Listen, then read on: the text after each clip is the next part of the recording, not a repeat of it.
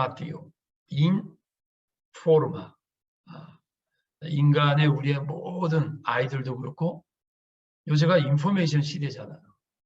근데 여러분 다시 한번 말씀드릴게요. 이 아이부터는 나중에 아까 말씀드린 누가복음 5장 1절에서 11절이 요거로 시작이 돼요. 그래서 아이가 이제 집중적으로 다 나오죠. 그래서 인간의 언어, 인간의 행동, 세계관, 사상은 인포메이션에서 오는 거거든요. 그리고 그 인포메이션에서 다시 한번 또 새로운 인포메이션을 또 만들어내는 거죠. 그걸 우리는 뭐라 그래요? 데이터 싸움이라고 그래요. 지금 데이터거든요. 제가 에딘버러에서 공부할 때 자료를 찾으려고 하버드 대학 가서 한 일주일을 머물렀어요. 내가 깜짝 놀랐어요. 이 동양의 이 선불교 뿐 아니라 한국 불교 그것이 하버드가 어마어마하게 많이 갖고 있어요. 그래서 논문하면서 제가 그때 깨달은 게 한 30년 채 안 됐는데 그때 뭘 깨달았냐면 이게 정보 싸움이구나. 그러니까 많은 정보 중에서 뭘 선택하느냐가 중요한 거예요. 이제 학문도. 옛날에는 없기 때문에 그걸 막 이제 공급하는 시대라면 지금은 공급이 아니라 선택의 시대라고 볼 수 있죠. 선택. 그래서 말씀에 의한 가치관이 형성되고 말씀에 의한 세계관을 변화시켜야 되고 말씀의 세계관을 분별해야 되고 이것이 이제 여기서 다이렉틱이 일어나는 거예요. 무슨 말씀이냐면 쉽게 표현하면 너네 말씀 들어. 설교 듣고 아멘 하세요. 믿으세요. 이제는 그렇게 하면 안 돼요. 물론 근원적인 의미에서는 authority를 갖고 그런 그게 맞아요. 그러나 그것이 설득력 있게 가려면 다이렉틱하게 가요. 다이렉틱가 뭐예요? 다이로그라는 게 뭐예요? 다이로그라는 것이 대화잖아요. 대화. 예. 근데 이 인포메이션은 컨포메이션이 돼야 돼요. 무슨 말씀이냐면 여러분 자녀들이 TV 보거나 요새 셀폰 보는데 we cannot control. 컨트롤이 안 되게 그게 걱정이에요. 그게 문제라고. 뭐 포르노 무슨 게임 뭐 이게 엄청나게 다 들어가는데 문제는요. 여러분 뭐 다 상식적인 얘기인데 우리 영화나 어떤 그거 볼 땐 19세 이상 그러잖아요. 크게 두 가지 특징이 있어요. 뭐냐면 하나는 굉장히 밸런스, 굉장히 폭력적인 영화 장면이 많을 때 그 다음에 또 하나는 성적인 장면이 너무 많을 때 19 그러잖아요. 왜 그렇게 19으로 했을까요? 바나바 목사님. 바나바 목사님이 이름이 너무 좋아요. 바나바 같으신 것 같아요, 성격이. 자, 왜 우리가 19으로 만들까요? 뭐 좋지 않은 비유지만 펑 자동차 사고 나면 피가 터지고 그러면 우리 어린아이 어떡하죠? 못 보게 하잖아. 못 보게 한다고. 또 여자분들 소리면서 눈을 가린다고. 왜 그렇죠? 왜냐하면 똑같은 장면을 봐도 어린아이가 그걸 보잖아요. 평생 가요. 그걸 우린 트라우마 그런 거예요. 그러니까 물론 우리 크리스찬들은 야한 영화도 보면 안 돼. 그건 우리가 뭐 영성이 그만큼 이게 어두워지니까. 근데 그 이전에 교육적인 면에서 어린아이가 포르노를 보잖아요. 그의 성생활이 굉장히 어려워져요. 성에 대한 개념이 팡 틀려지는 거야. 그러니까 교육이 지금 제가 에듀케이션 뭐라 하죠? 엑스덕션. 일반적인 행위에서 끄집어내야 된단 말이지. 근데 한국만이 아니에요. 이미 세계가 이 포스트 모던 시대가 이 인포메이션으로 그럼 우리 이걸 어떻게 컨폼을 해줘야 되냐는 거지. 사물에는 진짜 가짜가 있잖아요. 진리와 거짓의 사람이 있어요. 진리와 거짓의 사회가 있어요. 진리와 거짓의 사상이 있다고. 진리와 거짓의 종교가 있다고. 너희는 이 세대로 본받지 말고 마음을 새롭게 함으로 하나님의 뜻이 무엇인지 변화를 받아 뜻을 알아야 돼요. 제가 말씀드린 게 뭐예요? 그래서 누가복음 5장 1절에 그래서 실제로 처음에 예수님이 베드로에게 먹여요. 말씀에 인포메이션이 들어가요. 그러니까 이 시대는 인포메이션이 옳다 그르다는 컨포메이션을 요구하지 않으면요 다 무너집니다. 근데 이 포스트모더니즘이 다원주의거든. 개인주의거든요.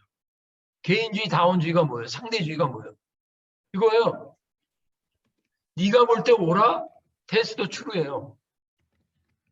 간단한 겁니다. 다 아시죠? 이 시대는요 두 가지예요. 절대 진리 없다는 거고 거기는 상대성이 나오거든요. 그럼 뭐냐?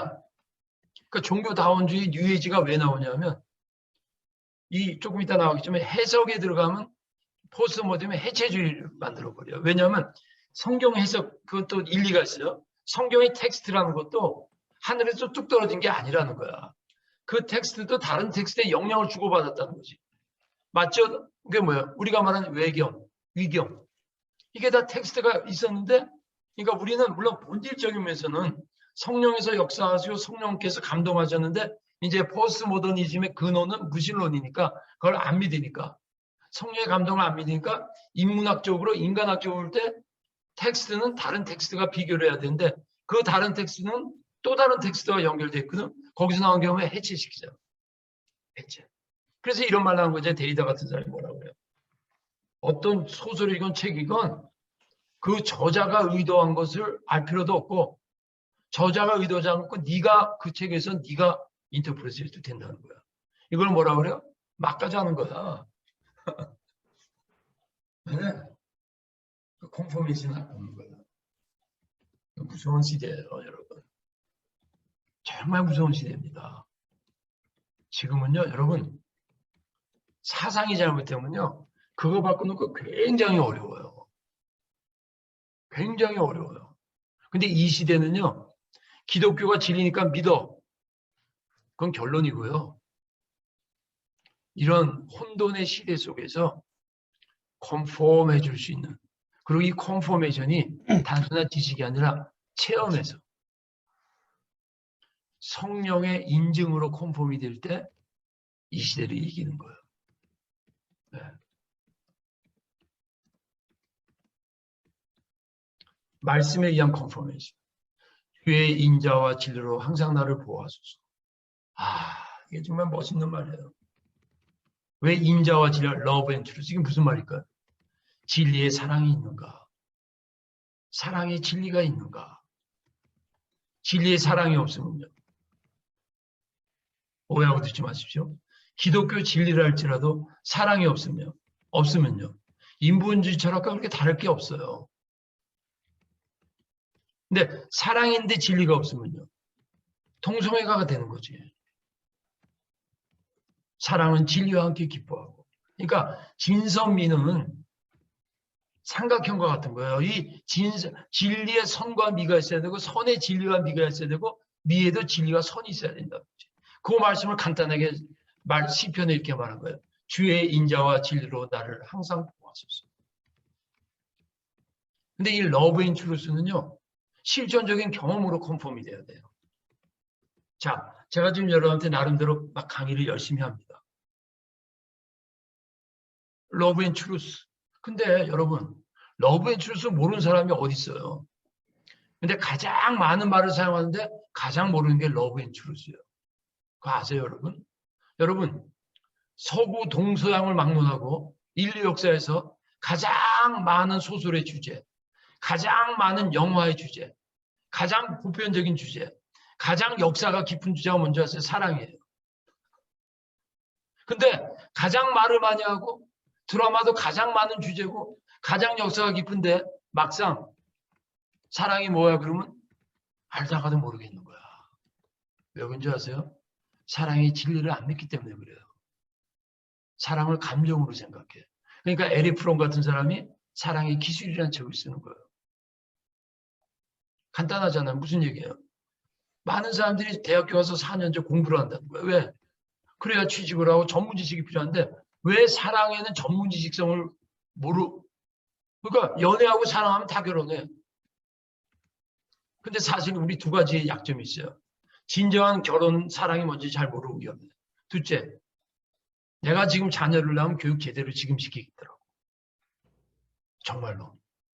그러니까 많은 부모들이 그냥 사랑해서 결혼하고 자녀는 사랑하니까 낳는 거야 그냥. 근데 막상 교육은 모르는 거야. 그러니까 사랑과 진리가 없는 거지. 좀 과격하게 표현하면.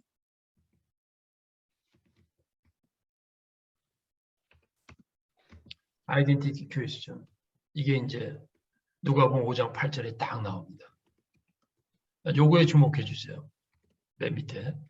정체성을 물으면 신앙과 진리를 알 수 없다. 이런 말이에요. 여러분, 인간이 뭐냐? 인생의 무의미한 질문을 안 하잖아요? 근데 어떻게 정체성을 알아요? 질문을 하는데 어떻게 알아요? 인간이 원하는 걸 질문을 안 하는데 어떻게 진리를 아냐고. 근데 문제는 내가 이런 강의 자체가 젊은이들한테 얼마나 매력적으로 보이겠어. 전혀 매력이 없는 거야. 꼰대 말로 들리는 거지. 아유, 저거 뭐, 당신 시대나 그런, 그리고 또는, 아유, 그거 뭐, 시간 나오면 철학적으로 한두 누구나 생각 안 해보나? 근데 알 수 있어? 인생이 다 그런 거지, 뭐. 그냥 돈 벌어서 그냥 먹고 살고 즐기는 거지, 뭐. 특별한 거 뭐 있어? 그 다음에 교인을 이렇게 봐도 뭐, 이렇게, 뭐, 대단한 것도 없어. 그냥 뭐, 자기들끼리 예배 보고 뭐, 가끔 하는 짓 보면 이상한 짓도 하고. 이 시대의 위기는 정체성의 질문을 하지 않는다는 데 위기가 있어요. 정체성 질문에 필요 없다고 생각하는데 위기가 있어요. 왜요? 상대화가 됐거든.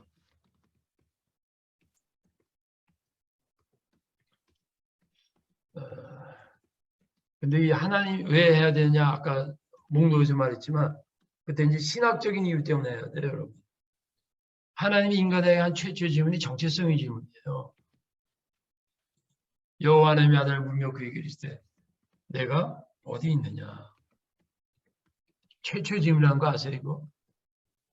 제가 나중에 말씀드리겠습니다. 신학적 질문에서. 근데 이 최초의 질문인데요. 이런 말입니다. 하나님께서 아담에게 능력을 물어보지 않았습니다. 어떤 소유를 물어보지 않았습니다.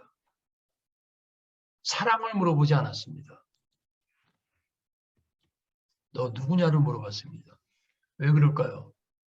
이거 모르면 소유, 능력, 지식 다 잘못 간다는 거예요. 이거 모르면 다 엉뚱하게 간다는 거예요. 그러니까 호세아 선지자가 말한 게 그거잖아요. 너희들이 열심은 있는데 하나님을 아는 지식이 없어. 여러분 제가 또 한 번 말씀합니다.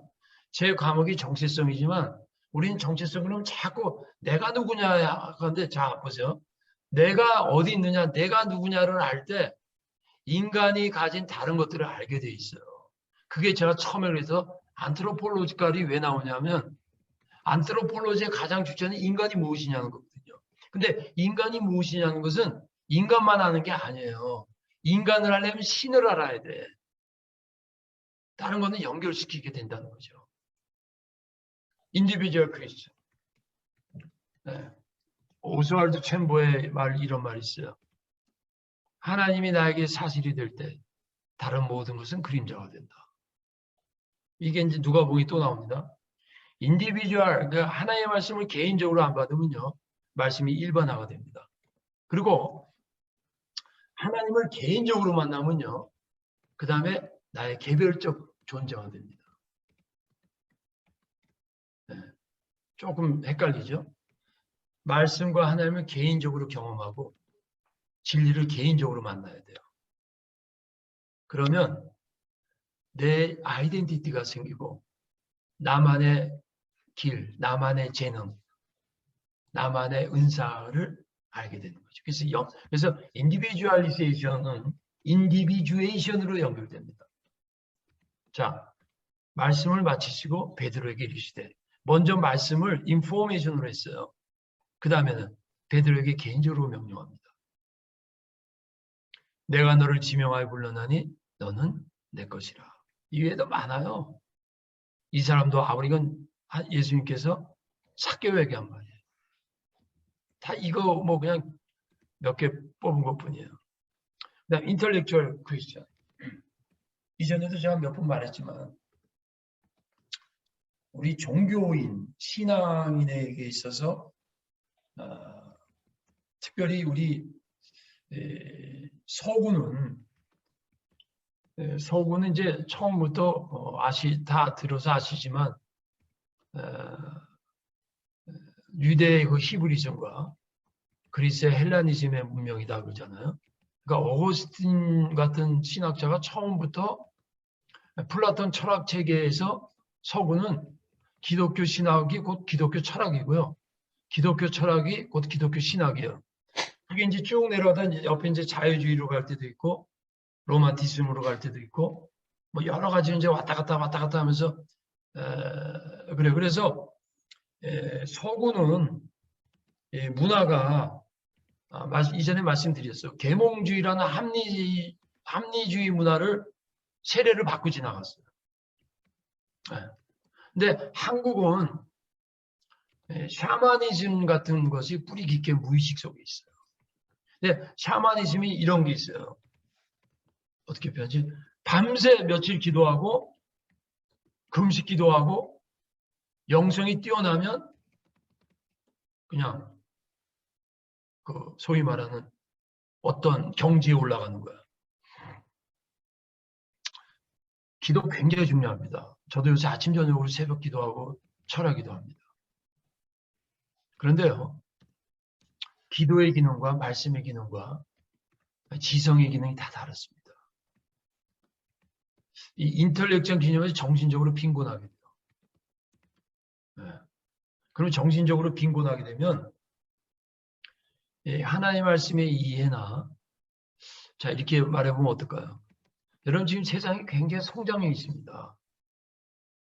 성장했다는 건 뭐냐면 신앙적인 의미에서 성장했다는 게 아니라 다 아시는 대로 과학문명과 인공지능 시대가 됐거든요. 오해하지 마십시오. 우리가 말씀을 그들의 지성에 우리의 어떠한 지성적으로 접근해가지고 그들에게 복음을 증거할 수 있다. 그런 의미가 아니고 하나의 말씀을 이해하는 거나 세상 사람들의 수준에 우리가 앞서가려면 쉽게 표현할게요. 교양적인 훈련이 안 돼 있으면 무시당해요. 그리고 이 세상의 인문학적 수준에 그걸 우리가 뛰어넘거나 그거보다 더 위에 있지 않으면 그들 앞에는 이게 비유가 좀 안 될 텐데 비유는 정확한 비유는 아닌데 이거 비슷하게 한번 예를 들어볼게요. 정확한 비유는 아닙니다. 그러나 약간 좀 자, 먼저 이렇게 말씀할게요. 영적이고 하나님이 역사한다는 의미에서는 하기가 아무 소용없어요. 예수님은 돌로도 사용할 수 있고 여러분 공자 제자들은 그 당시 굉장히 귀족 출신들이었어요. 석가모니 제자들은요. 왕족 아들인데 이제 인도 시대 그 왕은 조그만 왕국이 많았어요. 근데 인도는 카스트 제도였기 때문에 왕위보다 위에 있는 게 종교인이었어요. 그러니까 작은 왕국의 석가모니도 그 중에 한 사람이죠. 작은 왕국의 왕족의 아들들이 석가모니 제자였어요. 근데 기독교는요. 어부들이었어요. 내가 지금 무슨 말씀드리냐면 인간의 지성이 뛰어나고 대단한 학식으로 복음이 증거되는 게 아니에요. 그러나 바로 거기에 우리가 놓친 게 있어요. 그것 때문에 말씀과 기도와 영성이 충만하면 된다라는 함정에 빠집니다. 이런 거예요. 도구예요, 도구, 인텔렉츄얼한 거는. 이 도구인데 이전에 말씀드렸지만 자, 여기 제 컵이 있습니다. 물컵이 있습니다. 하늘에서 비가 옵니다. 그러면요. 아무리 많아봤자 물 요만큼밖에 못 담아요. 제가 이스라엘에 가니까 이스라엘 부자와 가난자 옛날에 고대 시대 어떻게 했나 봤더니 우리 오늘날만은 풀장이야, 풀장 그냥 그대로. 근데 비가 잘 안 오잖아요. 그러니까 부자들은 풀장을 크게 만들어갖고 뚜껑을 덮어요. 근데 가난한 사람들은 그렇게 크게 못 만들어. 그러니까 비가 오면 우리로 말하면 물을 많이 갖고 있는 사람은 그 사막 시대 고대에서는 그게 재산인 거예요. 그 뭐냐? 그 풀장에 있는 물과 여기 있는 물은 똑같아요. 그러니까 국민학교도 못 나오고 기억 니은도 모르는 사람도 예수 믿고 복음 받으면 그 복음의 능력과 진리와 박사학위가 몇 개 있는 사람도 예수 믿고 복음 받은 건 똑같은 거야. 그러나 국민학교만 나온 사람이 예를 들어서 그걸 뭐 인격적인 문제는 아니지만 그 사람이 굉장히 인문학적이고 지식 수준과 의식 수준이 높은 사람한테 전도는 할 수 있어요. 말씀 믿어라. 예수 믿어라. 그러나 그분들을 성장시키는 신학의 교육은 굉장히 어려워요. 그럼 또 이럴 거예요. 하나님의 말씀은 능력이 있습니다. 물론 맞습니다. 세상 지식이 없어도 말씀으로 가르치고 합니다. 그런데 그렇게 되면요. 예외적으로 그렇게 할 수 있는데 우리 기독교는 세상과 사회와 문화를 바꿔야 되는 거시적인 안목이 있어야 되거든. 그럼 거시적인 안목에 있어서는 인텔렉츄얼한 도구가 없으면 지극히 좁아진다 그 얘기예요. 이해가 되시죠? 네. 조금 아까 설명한 거예요. 기독교가 인문학보다 높은 수준 되지 못하면 진리 증거가 부족한 거예요. 그러니까 베드로가 성령 충만했거든요. 근데 이방인을 담을 수 있는 그릇이 아니었어요. 사도 바울은요. 이방인을 담잖아요. 그게 우리가 얼핏 보면 이방인은 뭐 이방인, 베드로는 유대이니까 유대, 그게 아니에요. 이방인이라는 건 뭐예요? 세상 문화를 포괄할 수 있는 지적 능력이 갖고 있는 사람입니다. 그러니까 복음서의 교리를 세계의 종교로 할 수 있는 체제를 베드로가 못 만들어요. 왜? 베드로도 성령 충만하고 기적이 나타나고 하나님의 능력이고 크게 좀 위대한 종이지만 그릇의 성격이 복음을 로마서를 쓸 수 있는 기독교 구약과 예수의 복음을 체계적이고 아주 신학적으로 체계할 수 있는 그런 성향의 그릇이 아니라는 거지. 네. 여러분, 자, 물병 다 이렇게 생겼잖아요. 근데 물병이 국그릇같이 생겼고 그 국그릇에다 뚜껑 담아갖고 갖고 다니는 사람 봤어요? 네? 국그릇 이렇게 납작하고 그래갖고 물병이라면서 그 국그릇에 이렇게 갖고 거기 뚜껑 담아갖고 주머니에 넣고 다니는 사람 봤어요? 아유, 그 그릇이 국그릇과 같은 그릇은요. 그 안에 물을 담아도 물론 밥 먹다가도 이렇게 어쩌다 마실 수 있지만 들고 다니는 용이 아니라니까. 그리고 이것도 보세요. 여기 보세요. 여러분 이거 보세요. 여기다 국 담아 먹는 사람 있어요? 물론 어쩌다가 뭐 산에 간다 그러면 또 그게 아니잖아요. 국은 먹으면서 이렇게 꾹꾹 들어 마시는 게 습관. 제가 말씀은 무슨 말씀인지 아시죠? 이게 본질은 같아도 그릇의 모양이 다르면 그러니까 저는 처음에 말씀드렸죠. 대먹기가 이렇게 대먹어가지고 이런 식으로 강의하는 거야 나는. 네. 인문학 부족하면 성경 지식과 신학적 견해가 좁아진다. 이제. 그리고 그 다음에 왜 인문학이 필요하냐면요. 아까도 말했지만 말씀과 지성의 변증적 관계가 일어나요. 그냥 무조건 믿으면요. 인간의 학문, 인간의 철학, 그것과 말씀과 부딪혀가지고 거기서 뽑아낼 수가 없어요. 이것을 최초로 한 사람이 어거스틴이에요. 네. 그러니까 플라톤 철학의 내용을 받아들인 게 아니라 플라톤 철학의 논리적인 체계를 받아들인 거예요. 그러니까 복음을 논리적이고 체계적이고 복음은 철학은 아니지만 철학적 체계를 만들어니까 거기서 복음의 신학과 개념이 만들어지는 거예요. 그냥 믿는 거하고요. 복음이 신학적 개념으로 만드는 건 다른 거예요. 이전에 말씀드렸는데 또 생각나니까 한 번 더 리마인드 차원에서. 여러분, 사과나무에서 사과가 떨어질 때 보통 사람들은 가서 주워 먹기 바빴다고. 그 다음에 그 과수원 주인은요. 좋은 사과, 썩은 사과, 뭐 조금이라도 좀 잘생긴 사과를 바구니에 골라가지고 어떻게 상품성 있는 걸 할까 그렇게 하기에 바빴어요. 그렇죠. 근데 뉴턴은 생각이 달랐어요. 저거 왜 떨어지지? 사람들이 그랬을 거예요. 지금은 위대한 과학자지만 우리는 항상 결론적으로 보기 때문에 그걸 모르는 거야. 근데 그 결론은 아직 모른다고 치면 사람들이 뭐라 그랬을 거야. 쟤 밥 먹고 할 일 없네. 저 사과나 따고 팔 생각하고 빨리 사과나 따고 사과나에 물 주고 오지 무슨 할 일 없이 무슨 개똥철학이야 그러거든요. 에? 그리고 저 뉴턴이 그 사람들한테 물어봤을 거야. 여러분 사과 왜 떨어진다고 생각합니까? 왜 떨어지긴 왜 떨어져요? 바람이 부니까 떨어지지. 왜 떨어지긴 왜 떨어져? 그 철이 됐고 가을 늦가을 되니까 떨어지고 왜 떨어져? 익었으니까 떨어지. 그 말이 맞아요. 맞아요. 맞는데 그거는 커먼 센스예요. 상식적으로 맞는 거야. 그런데 뉴턴은 중력을 발견했잖아요. 그럼 어떻게 되죠? 원리를 하는 거야. 거기서 개념이 나오는 거예요.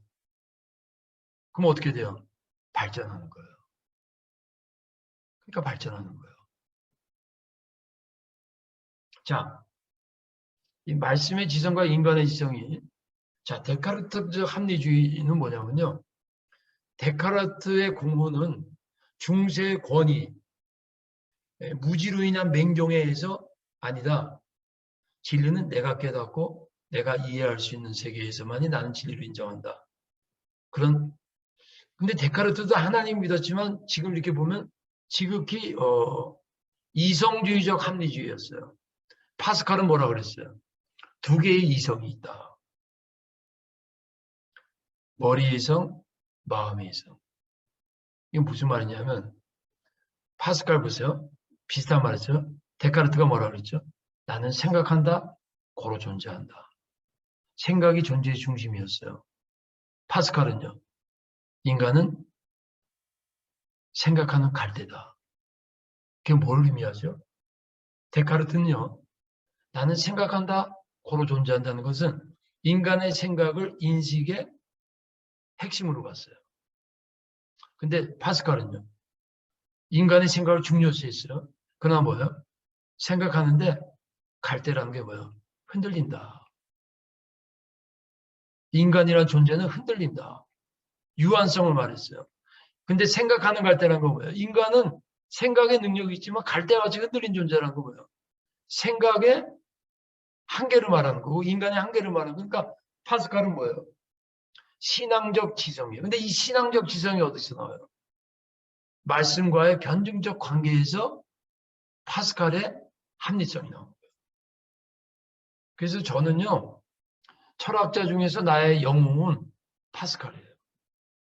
저는 팡세를 너무너무 좋아해요. 네. 사실 팡세는 여러분 뭐 들어보셨겠지만 여러분들이 모르는 게 있어요. 뭐 팡세가 수학적으로 천재였다. 뭐 그 당시 뭐 어떤 기구를 발견했다. 그것도 맞아요. 그러나 파스칼은 나중에 성자의 위치에 올라갔어요. 그리고 종교를 개혁하는 데 엄청난 공헌을 했어요. 성인이에요, 성인. 네. 왜 그럴까요? 데카르트는요, 종교개혁 못해요. 왜? 이성 중심에만 파묻혔었기 때문에. 근데 파스칼이 이런 말 나와요, 방세야. 불. 이 사람 성령 체험한 사람이에요. 그러니까 성령의 체험과 인간의 지성 속에서 말씀의 변증법적 관계가 일어난 거지. 저는 여러분 중에 이런 분이 좀 많이 나오면 좋겠어요. 한국 기독교계에. 네. 그러면 조금 전에 말한 세상 인문학자들에게 도전을 줄 수가 있는 거예요. 네.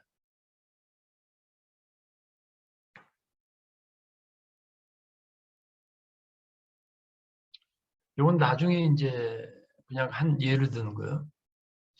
내가 주의 증거를 묵상함으로 나의 명철함이 노인은 뭘 말하죠?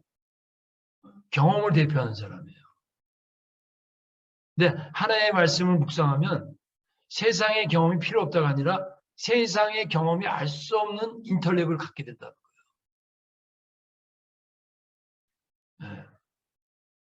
그러니까 말씀에서 세상 경험이 알 수 없는 말씀의 지성이 나온다는 거지.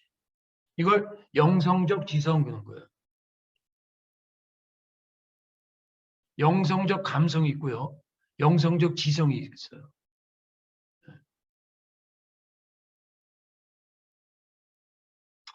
그래서 지각에도 지정의가 있어요. 감각적 지각이 있죠. 네.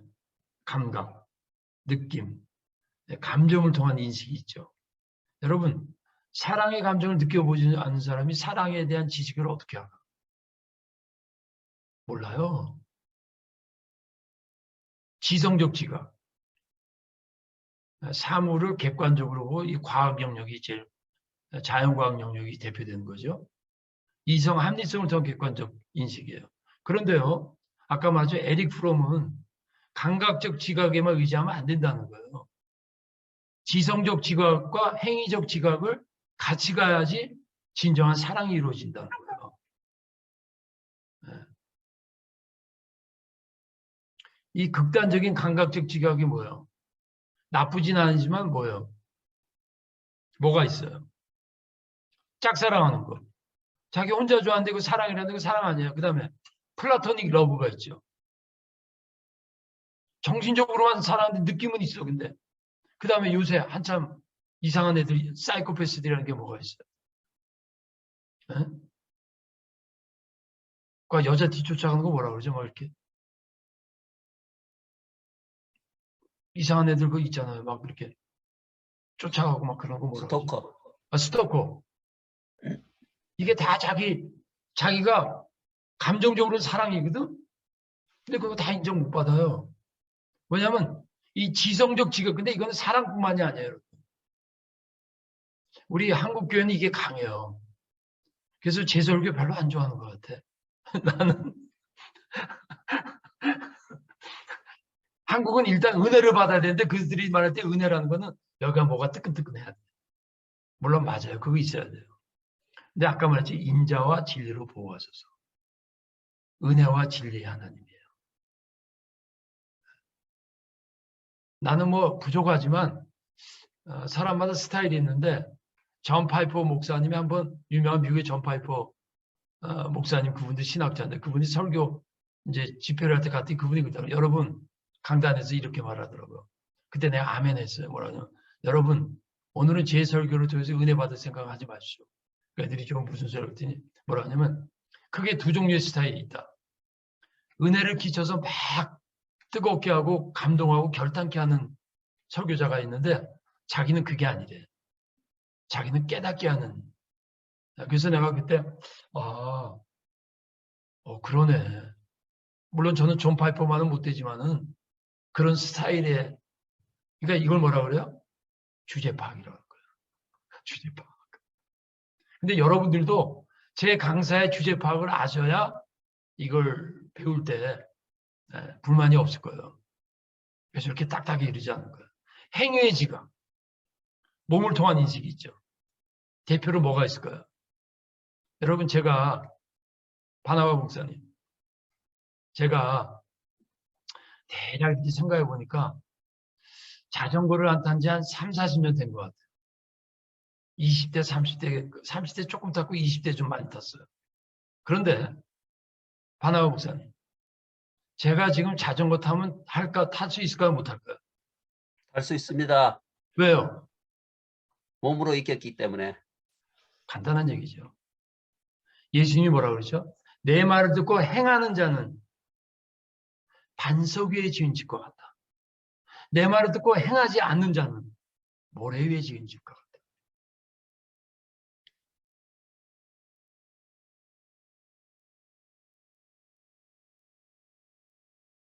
설명드렸죠. 감각적 지각의 약점은 감각에 의존하기 때문에 속기 쉬워요. 지성적 지각의 약점은요. 지각의 추상화로 끝나게 해줘요. 행위적 지각의 약점은요. 지각의 방향성을 놓칠 수가 있어요.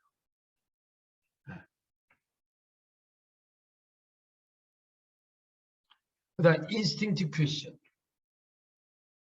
자, 밑에 한번 성경 보시죠. 하나님이 모든 것을 지으시되 때를 따라 아름답게 하셨고 또 사람에게 영혼을 사모하는 마음을 주셨느니라. 본능이에요. 여러분, 본능은요, 좀 이따 나오지만 오리지널한 거예요.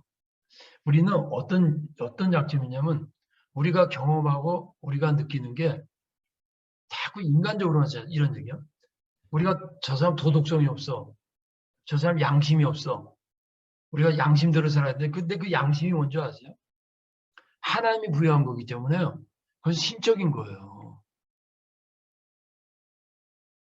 인간의 본능은요. 이것도 하나님이 부여한 거예요. 근데 본능에 여러 종류가 있잖아요. 근데 인간의 본능 중에 이 궁극적 관심이 채워지지 않으면요. 다른 본능으로서는 진정한 만족과 의미를 못 얻게 돼 있어요. 요거요. 자, 이거 잘 읽어보세요. 하나님이 모든 것을 지으실 때를 따라 아름답게 하셨고 이게 기가 막힌 말이에요. 그냥 처음부터 하나님에게 영혼을 사모하는 마음을 주셨느라 그래도 되거든요. 근데 어떻게 연결시키나 보라는 거예요. 제 말은. 어떻게 연결시키고 있습니까 지금. 하나님이 모든 것을 지으시되 때를 따라 아름답게 하셨고 이게 무슨 말이냐면 사람들이 세상 살면서 막 즐기는 거야. 어? 세상의 아름다움과 세상의 즐거움을 다 좋아요. 즐기는 거야. 또, 그 다음에 뭐라 그래? 또가 있잖아, 또. 사람에게 영혼을 사면, 이 말은 뒤집어 말하는 거예요. 사람이 영혼을 사모함을 주셔서 영적인 본능, 영적인 세계, 쉽게 말하면 하나님, 진리의 말씀을 사모하는 마음을 주셨는데 그게 충족되지 않으면 세상의 모든 아름다움은 의미가 없다. 그 얘기예요. 그럴 때 솔로몬이 헛되고 헛되니 모든 것이 헛되다 이렇게 나오는 거죠. 예. 그러니까 이 하나님의 진리를 믿지 않으면요 불가지론자가 돼요. 불가지론자는 모르겠다는 거예요. 그 다음요 스캡틱이 돼요. 회의주의자예요. 계속 의심만 하는 거지. 예. 무신론. 구체적으로 말하는 거예요. 세상은 재미가 있는데 의미가 없는 거예요. 재미없는 의미는요 중독에 빠져요. 예. 의미가 있는데 재미가 없으면요 제 강의를 안 들어. 의미 있는데 재미가 없으면요 이런 정체성 같은 과목과 있는데 관심이 없어요. 그냥 오토매티컬리 나와요. 저게 나의 심리적으로 별로 이렇게 말은 안 하지만 딱 무의식적으로 어떻게 이 시대 사람들 어떻게 나오죠? 저거 현실적이야? 저 실질적으로 별로 도움이 안 될 것 같아.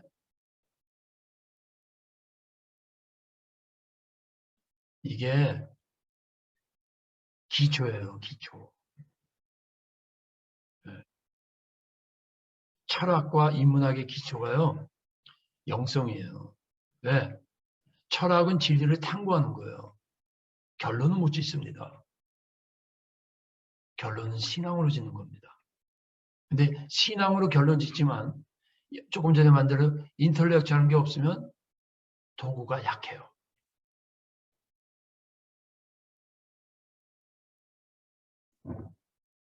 인터로게이션. 이것도 나중에 누가복음에 다 나오는 거예요. 여러분 제가 지금 하는 거는 누가복음에 다 나오는 거예요. 미리 이제 맛배기를 보여주는 거지. 자, 베드로에게 예수님 금을 던져라. 그래서 베드로가 뭐라고 그랬는 줄 아세요? 밤새 우리가 물고기를 잡으려고 수고했지만은 그렇게 말해요. 그게 뭔지 아세요? 질문하는 거예요. 질문.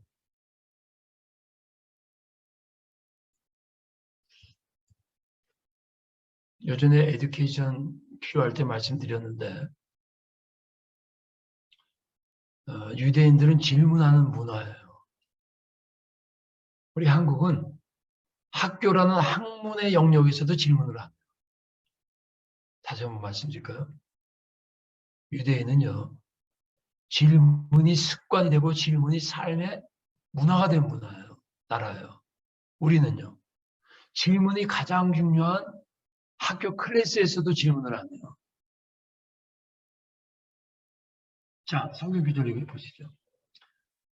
베레아에 있는 사람들은 데살로니카에 있는 사람들보다 더 너그러워서 이 영어 이 한국 성경이 약간 좀 그런데 이걸 너블이란 말이 있어요. 너블. 너블리스 어블리스란 말이죠. 어블릭이. 그런 의미에서 너블이란 말이 한국말로 정확하게 그 번역하기가 좀 그런 단어인데 그게 뭐냐? 더 어떻게 보면 더 고상하다. 더 좋다 그런 의미인데 그게 왜 그러냐? 간절한 마음으로 말씀을 받고 이건 뭐예요? 믿음이에요. 믿음. 그 다음에 이것이 그런가요? 날마다 성경을 상고한다. 이게 뭐예요? 지성이에요. 말씀과 삶의 경험과 의문을 가지고 다이얼로그를 하는 거예요. 달릭틱이 시작되는 거야. 근데 그 중에 믿는 사람이 많고 또 헬라의 귀부인과 남자가 첩자다. 이게 무슨 의미예요? 그냥 헬라 사람 귀부인과 남자가 그 동네가 그런가 보지 뭐. 그래가지고 이 사람들이 좀 전도를 해갖고 막 그런 의미도 있겠지만 그게 아니라 헬라는 뭐예요? 철학의 사람들이거든. 당시 헬라 귀부인 남자를 그러면요. 그냥 철학자로 생각하면 돼요. 그러니까 말씀을 상고한다는 건 뭐예요? 말씀을 믿지 않고만 하는 게 아니라 믿었어. 그 다음에 상고한다는 게 뭐냐? 우리 지금 말하면 질문을 자꾸 하는 거야. 이게 왜 그러냐? 그 다음에 변증법, 헬라인들은 뭐야? 철학을 했으니까. 철학적으로 그게 무슨 의미냐? 변증법적으로 막 나가다가 니들이 우리 식으로 설득이 된 거야. 그러니까 적지 않게 헬라인들이 여러분 지극히 상식적인 얘기죠. 세계 3대 영웅이 있죠. 누구예요? 여러분 다 아시는데 기억이 안 날 거야. 네? 누가 있죠? 3대 영웅. 징기스칸. 우리 몽고 우리 비슷한 거 일단 징기스칸은 되죠. 내가 보기 이순신도 뭐 대단한데 이상하게 이순신은 못 꼈어. 징기스칸. 그 다음에 나폴레옹. 그 다음에 알렉산더 대왕. 그런데 실제로 서구 문화에 지대한 영향을 가장 많이 끼친 사람이 누구예요? 알렉산더 대왕이에요. 왜 그럴까요? 들어보셨을 거예요. 알렉산더 대왕은요. 어느 나라를 침범하잖아요. 그럼 그곳에 가서 철학자들한테 딱 인사를 했어요. 그 나라 문화를 존경했어요. 그리고 도서관을 세웠어요. 그걸 우리 뭐라고 하는지 아세요? 알렉산더의 정책은 칼과 펜의 정체다. 그런데 알렉산더 대왕이 지배하게 된 것은 칼보다 펜이 더 강했다. 문화의 문화. 근데 그것은 질문하는 사람한테 나와요. 질문하지 않으면요, 진리를 몰라요. 근데 질문을 해도요, 얼마나 깊이 하느냐에 따라 달려있어요. 어떤 질문하느냐에 따라 달려있어요. 그러니까 말씀을 가지고 우리 삶의 영역이 다 질문을 해야 돼요. 근데 우리 지금 한국 사회는 기독교 역사가 100년밖에 안 되지만 기독교 지성인이 없어요. 신앙인은 많은데 좀 제가 극단적으로 표현하는 거예요. 그건 무슨 말이냐면 기독교 학자들인데 그 기독교 지성이 없어 그런 의미가 아니에요. 제가 말하는 거는 기독교 지성이 삶의 영역에서 결과를 맺게 하는 지성이 없다는 거야. 그냥 기독교학자, 신학자들은 내야말로 기독교 지성이지. 그거는 신학적 지성을 말하는 거지. 제가 말하는 거는 기독교 지성은 삶의 영역에 영향을 줄 수 있는 지성을 의미하는 거예요.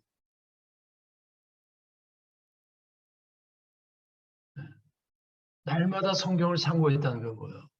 묵상한 거지. 연구한 거죠. 성경 공부한 거죠. 그 질문인데 이 말씀의 질문이 있을 때 말씀의 인텔렉이 일어나거든요. 그러면 말씀의 인텔렉이라는 것은 말씀에 의한 말씀적, 영성적 지성을 말하거든요. 이걸 다르게 표현하면 뭐가 될까요? 다시 말하면 말씀을 질문한 이유는 말씀의 해석, 말씀이 어떤 의미인가도 있고, 그 다음에 두 번째는 그것이 말씀을 알므로 말씀적으로 하는 사고방식이 생기는 거예요. 말씀의 지성이 되는 거예요. 그런데 말씀으로 하는 사고방식, 오케이. 또한 그 다음 마지막 단계가 뭐냐면, 궁극적으로는 기독교 정신을 심기 위한 거예요. 자, 쉽게 표현하니까. 아까 제가 인문학 얘기를 많이 했죠.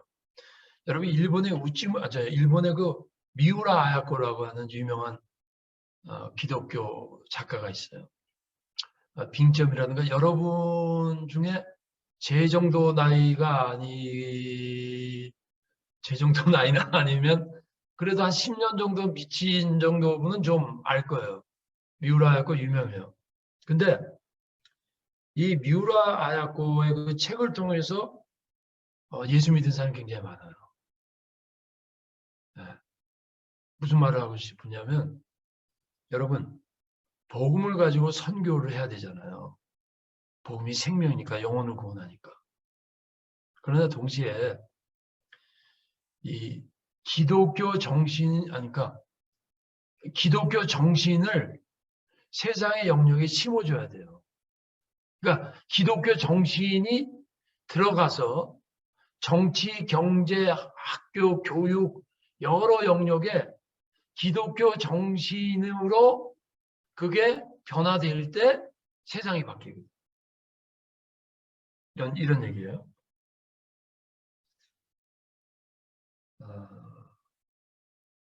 어떻게 표현해야 될까? 네. 뭐 이제는 한 얘기인데 이런 얘기죠. 내가 예수를 믿었다. 내가 말씀 공부를 한다. 그 다음에 내가 말씀을 많이 한다. 그 다음에는요. 말씀으로 생각하는 말씀의 사고방식이 돼요. 그 다음 단계는요. 말씀으로 사고방식을 하다 보니까 말씀에 대한 가치관이 생기게 돼 있어요. 그 다음은요. 그것에 의해서 말씀에 대한 세계관을 갖게 돼 있어요. 자, 그런 사람은요. 나가서 행동할 때 기독교적인 가치관과 세계관과 도덕관을 가지고 행동하기 때문에 기독교 정신이 거기서 흘러나와요. 그런데 그 사람이 혼자 그렇게 하면 혹 개인적으로 이제 영향을 줄 수 있어요. 그런데 제가 요거를 다른 데 써놓은 것 같은데 그때 만약에 나오면 또 한번 그냥 들으세요. 이게 무슨 말씀이냐면 1940년대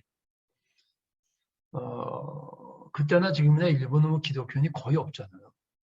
근데 그때 유명한 신문상가에서 설문조사 비슷한 걸 했어요.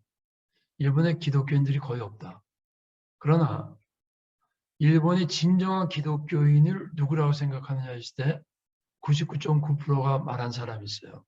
우찌무라 간조예요. 우찌무라 간조라는 사람. 근데 저는 우찌무라 간조 책을 4년 동안 독파를 했습니다. 제 평생 가장 영향 준 사람이 우찌무라 간조하고 파스칼입니다. 근데 1950년대인가 60년대 또 한 번 그런 설문조사했어요. 그때 우찌무라 간조 외에 지금 현재 일본의 진정한 크리스찬이 누구냐. 근데 그때 그 사람 이름이 나한가 뭔가 하는 동경대 정치학 교수였어요. 근데 그 교수는 당시 그 이전에 일본의 태평양 경쟁 같은 걸 엄청나게 비판하고 혼자서 그래가지고 이제 생명의 위협을 당했어요. 생명의 위협을 당해가지고 제자들 불러놓고 뭐라냐면 나 죽을 수도 있다.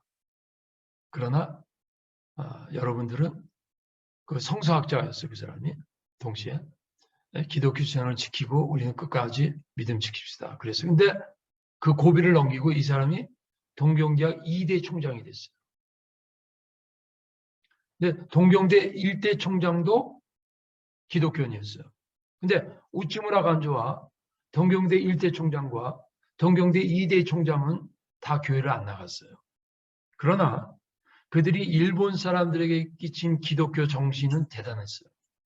오해하지 마십시오. 저는 교회를 무시하는 무교회주의자가 아닙니다. 그리고 여러분들이 모르는 게 있어요. 우찌무라 간조하면 이제 좀 아는 분들은 무교회주의자 이러는데 우찌무라 간조에 대해서는 저하고 얘기했어요. 저는 우찌무라 간조의 책을 다 독파한 사람이에요. 지금도 읽는 사람이에요. 내가 우찌무라 간조 책을 20대에 읽은 사람이에요. 무교회주의라고 하면 제가 웃어요. 물론 그분은 그 당대도 그렇고 현재 어떤 기성교회를 반대하고 무교회로 나갔어요. 그러나 그분은요. 매주 동교에서 600명의 그 교인들 앞에 설교를 했어요. 동교의 강당을 빌려가지고. 그리고 신방을 했어요. 그리고 성경 공부를 했는데 그중에 한국의 함석헌 씨, 김교신 씨 이런 분들이 다 그분 제자예요. 자, 제가 지금 무슨 말씀을 하고 있냐면 기독교 정신이 사회에 뿌리 박히지 않으면 기독교 영향력을 못 줘요. 근데 두 가지가 필요한 거예요. 그렇게 하려면 복음을 하나님의 말씀 예수 그리스도를 전해야 되고 또 다른 하나는 그렇게만은 약하고 또 다른 하나는 우리의 가치관과 문화를 통해서 자신의 어떤 생애라든가 예술작품이라든가 어떤 책을 통해서 기독교 정신을 담은 영화라든가 해갖고 기독교 정신이 삶의 영향력을 줄 수 있는 단계까지 가야 돼요. 그게 현재 우리 한국 기독교인들의 저는 사명이라고 봐요. 그것의 가장 시작점이 바로 인터로게이션이라는 거예요.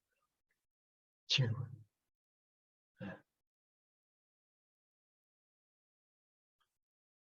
자, 요거 보세요. 질문의 목적 배움이죠. 뭘 배우느냐? 여러분 지식 요새 같은데 지식도 중요한 그거는 사고력과 상상력이에요. 자, 소년 사춘기는 기억력식이에요. 청년기는 이해력식이에요. 장년기는 사고력식이에요. 네. 근데 한국 교육의 약점이 뭐냐면 기억력이 가장 왕성한 1세에서 70세까지 그의 운명을 결정합니다. 근데 1세부터 10세까지 전체에서 1, 2등 하는데 서울대 간단 말이야. 그게 잘못됐다는 게 아니라 걔들은요 기억력이 좋아서 그런 거야. 무슨 말이냐? 안슈타인도 대학교 처음에 못 들어갔어요. 무슨 얘기냐면요. 사고력이 가장 왕성한 건 장년기예요.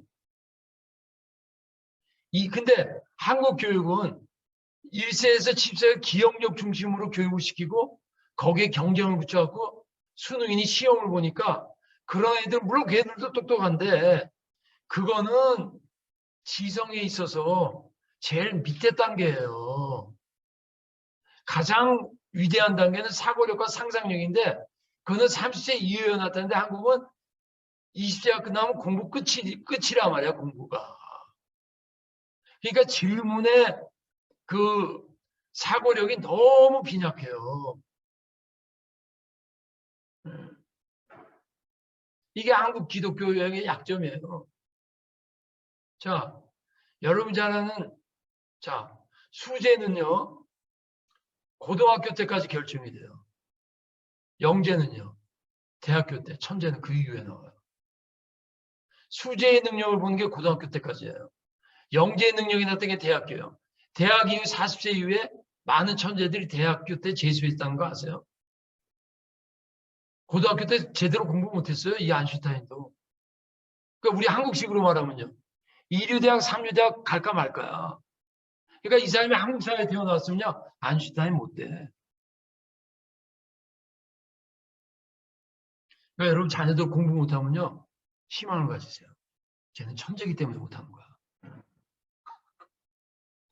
제발 달달 먹지 마세요. 여러분 제가 그래요. 그 겸손한 것도 제가 보면요. 그렇다고 제가 뭐 천재란 뜻은 아니에요. 그건 또 오해하지 마세요. 근데 내 삶의 스타일을 이렇게 보면 저는 대학교에서 책을 엄청나게 읽었어요. 지금은 책 어느 책인지 저한테 딱 주잖아요. 그러면 3분의 1로 파악이 돼요. 아 이거 어떤 종류의 책이구나. 왜냐하면 저는 대학교 잘 보세요. 저는 대학교 성적 겨우 졸업했어요. 제가 대학교 성적 보면 공부하고 놀았구만. 사람을 외모로 판단하지 마세요. 사람을 성적표로 판단하지 말라고. 제가 대학 시절 공부를 제일 많이 했어요. 근데 왜 그랬냐? 영어가 따르니까 학교 공부가 재미가 없어. 그리고 나 같은 사람 학교 공부 시키면요. 공부가 안 돼. 왜 외워야 되잖아. 근데 내가 읽고 싶은 책을 마음대로 읽는 거예요. 저는 일하면서도 책 들고 있었어요.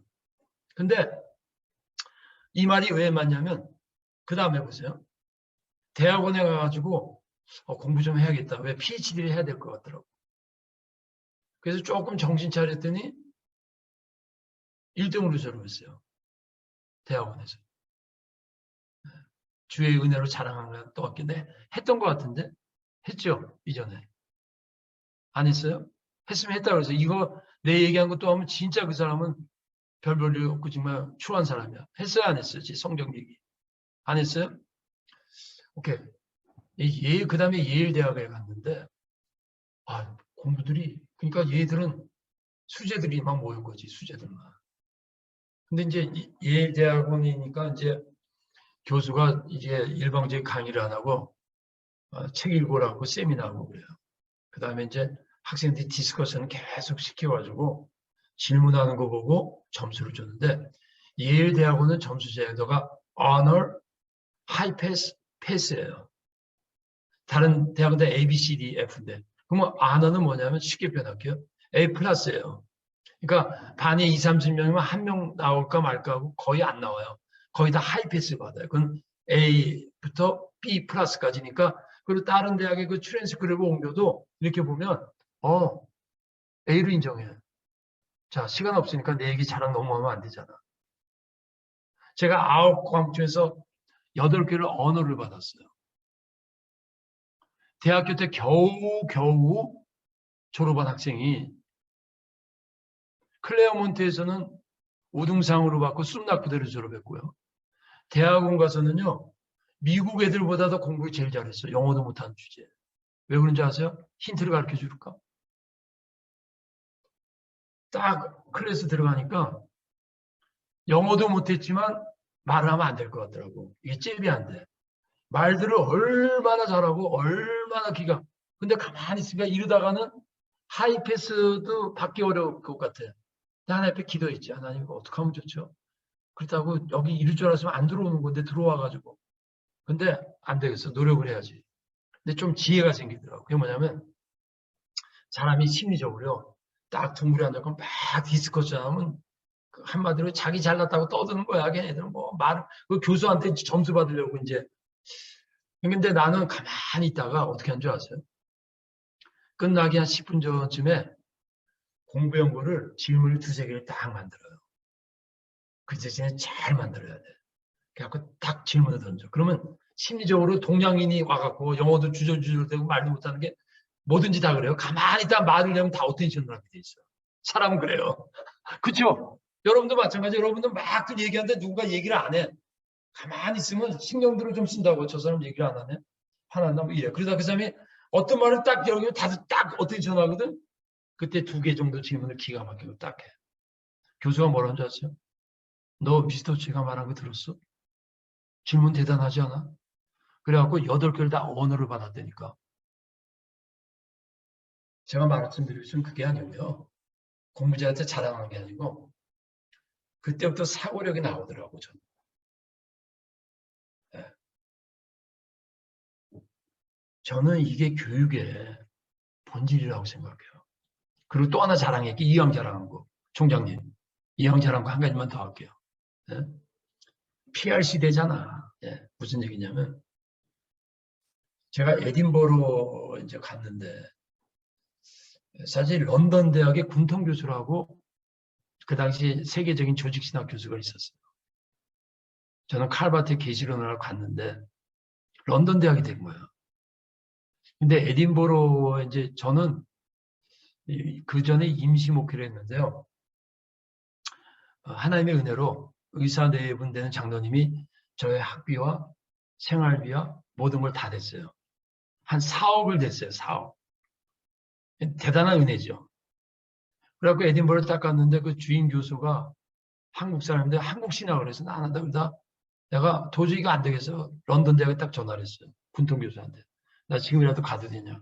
빨리 오라는 거야. 근데 이제 나를 돕는 분이 런던은 굉장히 학비가 비싸고 해서 내가 미안해서 그냥 에딘버러도 좋아요. 그래서 남았어요. 근데 런던에서 이제 다른 친구가 연락이 온 거야. 최정훈이라는 인간이 누구냐는 거야. 그래서 왜 그러냐 그랬더니 이 교회 목사들이 그 사람 누구야? 그래서 왜 그랬더니 나 아까 처음에 그래서 내가 자랑한다고. 런던 대학 역사상 조직 신학으로 나를 처음으로 뽑은 거야. 근데 안 간 거야. 저건 뭐야? 이렇게 된 거지. 이제 제 자랑 그만할게요. 이게 다 하나님의 은혜입니다. 여러분 부모도 그렇게 하네요. 누가 사업을 대고 PhD 할 때 모든 생활비야 모든 걸 다 돼요. 그것부터 하나님의 은혜고요. 그 다음에 나는 솔직히 말해 그렇게 뛰어난 사람 아닌데 내 스타일을 보니까 사고력을 꾸준히 키웠더라고. 저는 7년 동안 한동대에 공부하면서요. 교재가 없어요, 저는. 제가 만약에 기회가 돼서 여기를 계속하게 되면 이제 변증학도 하려고 하는데 저는요, 교재가 없어요. 이게 교재야. 근데 교재를 선택하면 좋은 점도 있어요. 그 어떤 딱 체계적으로 그거에 대한 그 교재상이 나쁘다는 의미가 아니라 저는 그렇게 하면 내 말이 안 되기 때문에 그냥 읽는 거로 되더라고. 그래서 나는 교재를 안 했어요. 근데 제가 한동대에 있을 때 제 클래스 변정을 150명씩 들어왔어요. 근데 학교에서 제재를 시켰어. 그래갖고 100명으로. 이게 자랑이 아니라 자랑이에요. 자, 무슨 얘기냐면 농담입니다. 뭐 그죠? 이렇게 한번 또 이렇게 이 얘기 하다 보니까 자연스럽게 얘기가 나왔는데 제가 말씀드린 포인트는 자녀들에게요. 독서의 취미를 길러주세요. 롱텀 교육을 시키세요. 자, 요것만 하고 오늘 끝내겠습니다. 아시는 분 계실 거야. 허친스라는 이 사람이 30세에 시카고 대학의 총장으로 부임했어요. 여러분 오늘 인터넷에 들어가세요. 제 말이 거기서 이 말을 듣고 인터넷에서 기억하려고 이거 다시 보아요. 이 사람이 그 당시 시카고 대학이 1920년대간 정확히 않는데 삼류대학이었어요. 지금은 시카고 대학이 노벨상을 70명인가 80명을 배출했어요. 그 시작이 이 사람부터예요. 근데 이 사람이 들어왔을 때 어떻게 된 줄 아세요? 저 미친놈 쫓아내라고 그랬어요. 진짜요. 30세 총장이 됐으니까 저 미친놈 쫓아내라고 교수 협의회에서 의논을 했어. 왜 그런 줄 아세요? 이 사람이 들어와가지고 한 게 바로 이거예요. 고전을 통해서 지성을 개발해야 된다가. 근데 어떻게 했느냐면 허친슨 시카고 플랜이라는 게 유명해요. 바로 이거예요. 학생들한테 세계 고전책 100권을 주고 그걸 읽고 리포트를 쓴 학생만 졸업시켜. 그러니까 미쳤지.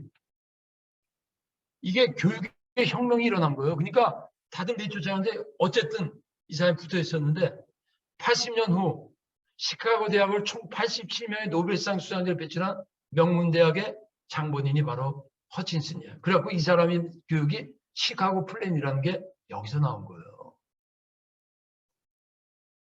이 사람 교육이 뭔지 아십니까? 제가 이전에 이 말을 한 것 같은데 이거 한번 보세요.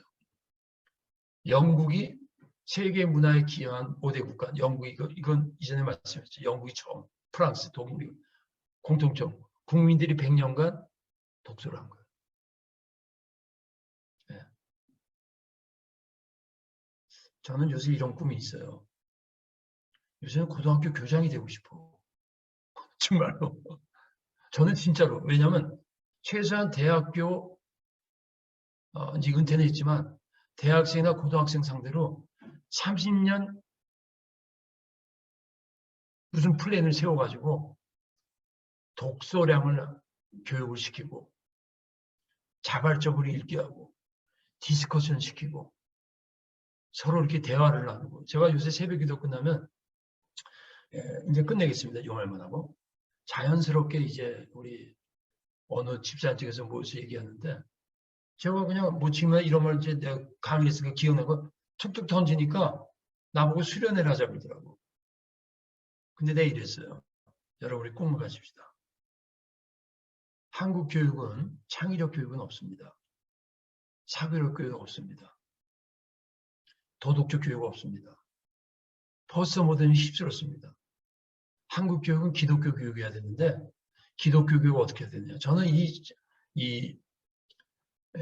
허친슨 이 사람이 이 사람의 사상이야말로 기독교적인 교육의 체제를 알고 있는 사람이에요. 제가 처음에 오늘 강의 시간에 말했죠. 진리는 총체적으로 접근해야 된다고. 그러려면 내가 학생들한테 대학생이 뭔지 알아? 대가리를 넓히는 학생이 대학생이야. 클 때 생각과 사고력의 대학생 시절에 나 그저께도 제자 하나가 찾아서 신학교가 있다. 제자 뭐라는 줄 아세요? 너 신학교만 절대로 하지 마. 틈틈이 사람들이 인문학 책 읽고. 그리고 전도사는 해. 교회 경험 중요해. 그러나 오래 공부하고 목회 경험도 해. 그 다음에 교수 돼 이랬어요. 그래서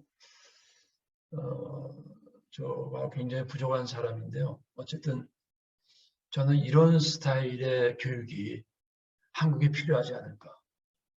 저는 신학교 커리큘럼도 바뀌어야 된다고 생각해요. 네. 저는 만약에 누가 저한테서 신학교 하라고 하잖아요. 그럼 A부터 G 이거를 좀 더 깊이 있게 말해주고 싶어. 진짜로. 이거 하나하나만 해도 대단한 주제거든요. 근데 여러분한테는 지금 시간도 그렇고 수박 겉핥기 시간에 툭툭 중요한 것만 하고 지나가는 거예요. 네, 기도하고 마치겠습니다. 기도하겠습니다. 네, 하나님 부족한 종이 오늘도 여러 가지 주제를 제 나름대로 말씀했지만 진리가 되고 하나님 보시기에 합당한 말씀이 우리 듣는 분들의 생각과 마음에 씨앗이 되어서 이들도 다른 이들에게 조금이라도 유익이 될 수 있는 하나님의 전도자들로 세워 주시옵소서. 은혜와 진리로 우리를 인도하시고 은혜와 진리의 사람이 되게 하여 주시옵소서. 예수님의 이름으로 기도합니다.